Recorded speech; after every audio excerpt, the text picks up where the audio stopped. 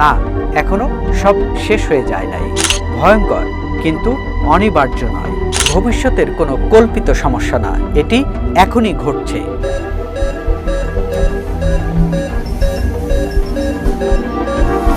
একদিন আপনার জ্বর ঠান্ডা হলো, আপনি ফার্মেসিতে গেলেন, ডাক্তারের পরামর্শ ছাড়াই অ্যান্টিবায়োটিক কিনে তা সেবন করলেন।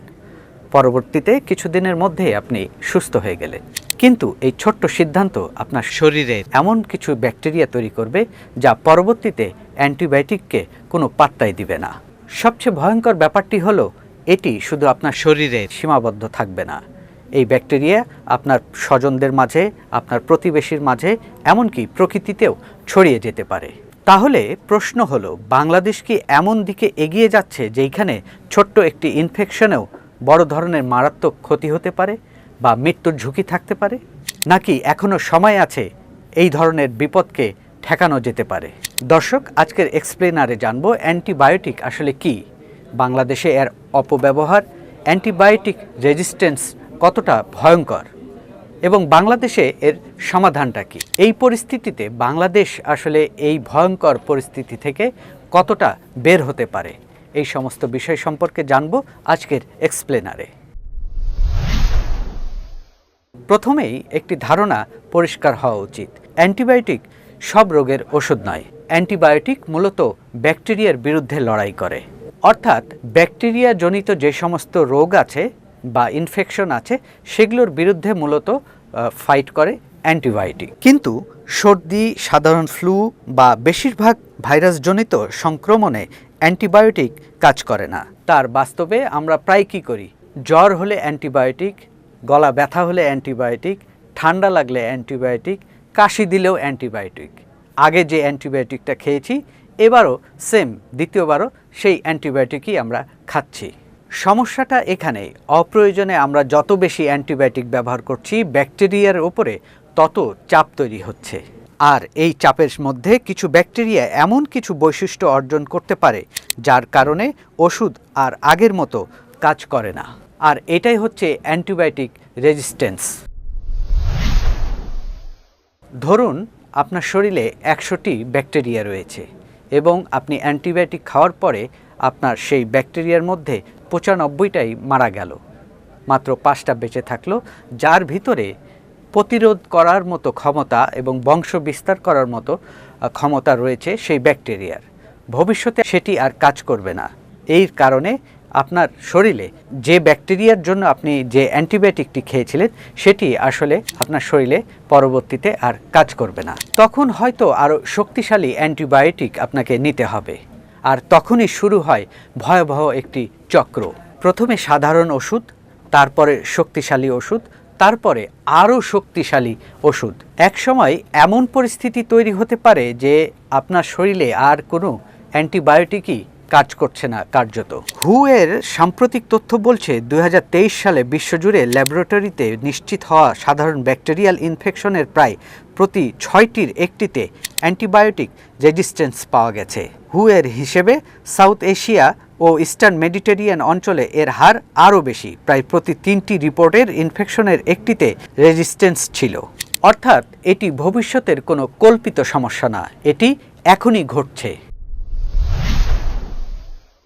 এবার আসি বাংলাদেশের কথায়। বাংলাদেশের জন্য সমস্যাগুলো আরও উদ্বেগজনক। বাংলাদেশের জন্য সমস্যা আরও গুরুত্বপূর্ণ হওয়ার কয়েকটি কারণ আছে। হু এর 2024 সালের একটি বিশ্লেষণে দেখা যায় বাংলাদেশে অ্যান্টিবায়োটিকের ব্যবহার উল্লেখযোগ্যভাবে বেড়েছে। 2018 সালে মোট অ্যান্টিবায়োটিক ব্যবহার ছিল প্রতিদিন প্রতি 1000 মানুষের জন্য প্রায় 19.8 ডেফিনেট ডেইলি ডোজের।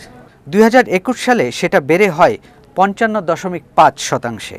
2022 সালে কিছুটা কমে 48.9 হলেও সেটি এখনও অনেক বেশি। আরেকটা বিষয় আরও চিন্তার, 2022 সালে বাংলাদেশের মোট অ্যান্টিবায়োটিকের ব্যবহারের মাত্র 29% ছিল হু এর তথাকথিত এক্সেস গ্রুপের অ্যান্টিবায়োটিক, যেগুলো সাধারণ সংক্রমণে প্রথম পছন্দ হিসেবে ব্যবহারের জন্য উপযোগী। অন্যদিকে তুলনামূলক বেশি রেজিস্ট্যান্স রিস্ক থাকা ওয়াচ গ্রুপের অ্যান্টিবায়োটিকের ব্যবহার ছিল অনেক বেশি। বিশেষ করে তৃতীয় প্রজন্মের সেফিকজিন ও সেফট্রিকজোন মিলে 2022 সালে বাংলাদেশের মোট অ্যান্টিবায়োটিক ব্যবহার প্রায় 33.3% ছিল। কারণ এই ধরনের অ্যান্টিবায়োটিক ব্যবহার করলে ব্যাকটেরিয়ার রেজিস্ট্যান্স ক্ষমতা অনেকটাই বেড়ে যায়। এখানে একটা গুরুত্বপূর্ণ বিষয় আছে। শুধু সাধারণ মানুষকে দোষ দিলে পুরো সমস্যাটা বোঝা যাবে না, কারণ অ্যান্টিবায়োটিক রেজিস্ট্যান্ট তৈরির জন্য অনেকগুলো কারণ কাজ করে। ফলে প্রথমত নিজে থেকে অ্যান্টিবায়োটিক গ্রহণ করা, দ্বিতীয়ত ডাক্তারের প্রেসক্রিপশন ছাড়াই মাঝপথে ওষুধ খাওয়া বন্ধ করে দেওয়া, ভুলভাবে অন্যের লেখা অ্যান্টিবায়োটিক আপনি গ্রহণ করলেন, সেটিও একটি কারণ। তৃতীয়ত অ্যান্টিবায়োটিক প্রয়োজন না থাকলেও সেটি গ্রহণ করা। চতুর্থ, হাসপাতালে ইনফেকশন প্রিভেনশন ও কন্ট্রোলের দুর্বলতা। পঞ্চমত, হাসপাতালে পর্যাপ্ত ডায়াগনস্টিক টেস্ট না থাকা। আর বাংলাদেশে সবচেয়ে বড় সমস্যাটি হলো ডাক্তারের প্রেসক্রিপশন ছাড়াই অ্যান্টিবায়োটিক গ্রহণ করা এবং সেলফ মেডিকেশন করা, অর্থাৎ নিজে থেকেই ফার্মেসিতে যে ওষুধ কিনে খাওয়া। হু এর 2024 সালের বাংলাদেশ বিষয়ক বিশ্লেষণ বলছে দেশে প্রায় 2 লাখের বেশি ফার্মেসি থাকায় প্রেসক্রিপশন অনলি মেডিসিন হিসেবে অ্যান্টিবায়োটিক বিক্রির নিয়ম কার্যকরভাবে প্রয়োগ করা একটি বড় চ্যালেঞ্জ। ফলে অনেক মানুষ প্রেসক্রিপশন ছাড়াই অ্যান্টিবায়োটিক কিনতে পারে এবং খেতে পারে। তবে এখানেও একটি গুরুত্বপূর্ণ কথা রয়েছে। অ্যান্টিবায়োটিক পাওয়া কঠিন করে দিলেও আরেকটি সমস্যা রয়েছে, যেটি হলো যার অ্যান্টিবায়োটিক লাগবে তার পাওয়া যেন কঠিন না হয়, সেদিকেও খেয়াল রাখতে হবে। অ্যান্টিবায়োটিক রেজিস্ট্যান্স শুধু যে অ্যান্টিবায়োটিক কাজ করবে না এটা নয়, এর প্রভাব অনেক বিস্তার। ধরুন কাউরি নিউমোনিয়া হলো, সে যে অ্যান্টিবায়োটিকটি গ্রহণ করলো সেটি তার শরীরে কাজ করলো না, যেহেতু তার শরীরে যে ব্যাকটেরিয়াটি রয়েছে সেটি রেজিস্ট্যান্স তৈরি করে ফেলেছে। তাহলে কি হবে? তাহলে তাকে আরও শক্তিশালী অ্যান্টিবায়োটিক দিতে হবে এবং তার পিছনে অনেক টাকা খরচ হতে পারে এবং সেটা কাজও না করতে পারে, ফলে তার মৃত্যুর ঝুঁকিও থাকে। আর এর প্রভাব শুধু ইনফেকশনের রোগীর ওপর নয়, কারণ আধুনিক চিকিৎসার অনেক কিছুই কার্যত অ্যান্টিবায়োটিকের ওপর নির্ভরশীল। বড় সার্জারি, অঙ্গ প্রতিস্থাপন, ক্যান্সারের কেমোথেরাপি, এসব চিকিৎসায় ইনফেকশন নিয়ন্ত্রণ অত্যন্ত গুরুত্বপূর্ণ। অর্থাৎ অ্যান্টিবায়োটিক যদি ধীরে ধীরে তার কার্যক্ষমতা হারায় তাহলে পুরো আধুনিক চিকিৎসার উপরেই তার প্রভাব পড়বে। ভাবুন একজন রোগী হাসপাতালে ভর্তি হলো, তার ইনফেকশন হয়েছে, তাকে প্রথম ডোজ দিলেন, তাতে কাজ হলো না, দ্বিতীয় ডোজ দিলেন, তাতেও কাজ হলো না, তৃতীয় ডোজেও কাজ হলো না। যদি এমন রেজিস্ট্যান্স তৈরি হয় সেখানে একাধিক গুরুত্বপূর্ণ অ্যান্টিবায়োটিক কাজ করছে না, তখন চিকিৎসায় বিকল্প দ্রুত কমে যায়।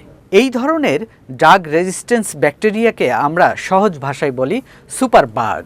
হু বলছে বিশেষ করে drug resistance germ negative bacteria এখন সবচেয়ে বড় উদ্বেগের বিষয়। বাংলাদেশের মতো জনবহুল দেশে এই রেজিস্ট্যান্স নিয়ন্ত্রণ করা শুধু হাসপাতালের বিষয় নয়, এটি জাতীয় জননিরাপত্তার বিষয়। এখানেই ঘটনার সবচেয়ে গুরুত্বপূর্ণ অংশ। না, এখনও সব শেষ হয়ে যায় নাই। অ্যান্টিবায়োটিক রেজিস্ট্যান্স ভয়ঙ্কর কিন্তু অনিবার্য নয়।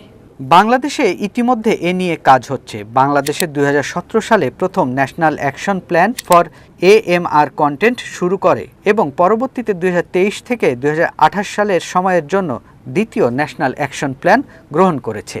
দেশে AMR সার্ভিলেন্স বা রেজিস্ট্যান্স ব্যাকটেরিয়া পর্যবেক্ষণের জন্য ব্যবস্থাও গড়ে তোলা হয়েছে।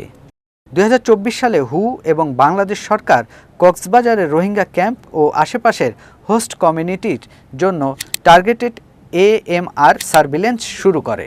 অর্থাৎ সমস্যা চিহ্নিত করা হচ্ছে, ডেটা সংগ্রহ করা হচ্ছে, নীতিমালা তৈরি করা হচ্ছে। কিন্তু শুধু নীতিমালা তৈরি করলেই হবে না, সেটাকে বাস্তবের একটি রূপ দিতে হবে। সমাধানটা আসলে 5 স্তরে ভাবতে হবে। 1, সঠিকভাবে রোগ নির্ণয় করা, সঠিকভাবে পরীক্ষা করে জানতে হবে যে আসলেই তার ইনফেকশনের জন্য অ্যান্টিবায়োটিক লাগবে কিনা। দ্বিতীয়ত, সঠিক প্রেসক্রিপশন করা, ডাক্তারকে রোগী, সংক্রমণ ও স্থানীয় রেজিস্ট্যান্স প্যাটার্ন বিবেচনা করে অ্যান্টিবায়োটিক নির্ধারণ করা। তৃতীয়, ফার্মেসি নিয়ন্ত্রণ করা, প্রেসক্রিপশন অনলি অ্যান্টিবায়োটিক যেন নিয়ম মেনে বিক্রি হয়।